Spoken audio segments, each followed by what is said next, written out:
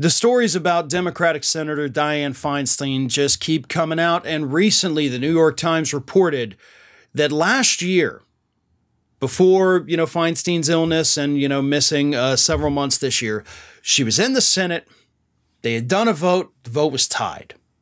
So in comes Vice President Kamala Harris, who then has to preside over the vote and cast the tie-breaking vote.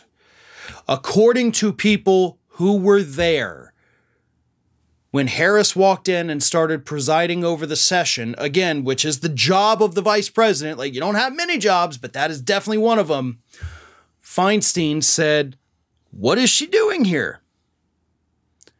She didn't know, according to those people who were present at the time, why why is she up here? What is she doing? Which tells us several things. She didn't know that Kamala Harris was vice president. She didn't realize what had happened with the vote and why the vice president might have come in to preside and cast the tie-breaking vote.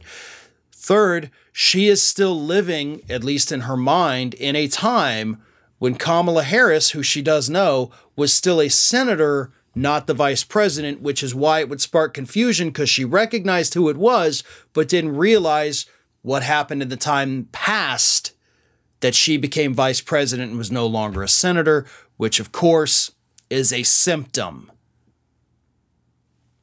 What's happening with Dianne Feinstein is not funny. None of these segments I do talking about her and her diminished mental capacity is meant to make fun of her or anything like that. The reason I'm even talking about this story, because I know I've talked about it recently too, is because I think at this point, criminal charges need to be brought against her aides and staffers. I genuinely believe that these people should be arrested. This is elder abuse, and to be honest, I think you could probably hit them for fraud against the government of the United States.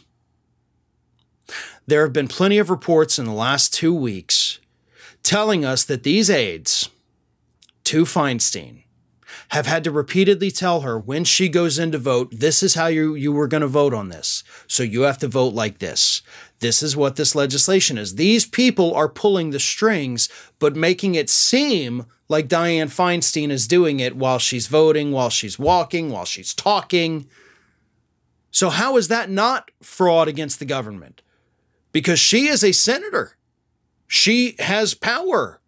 But she cannot use that power because of her diminished mental capacity. So her aides instead are using that power through her. They are manipulating her to use that power.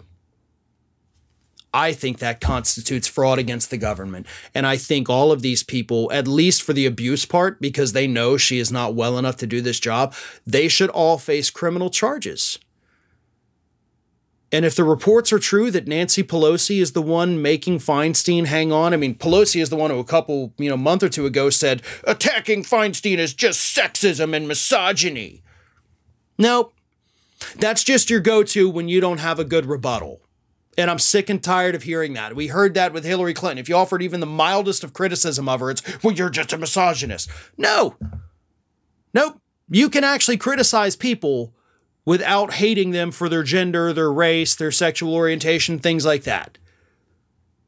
But what we're dealing with Feinstein is something that really is unprecedented in modern politics, folks. And it's the aides, it's the staffers, it's Nancy Pelosi. Those are the people pulling the strings on this poor woman who doesn't know where she is most of the time. And that's, again, not an attack. That's what the frickin' reports say. This is not fair to Feinstein. And those responsible for this need to be held criminally accountable. This is Hattie.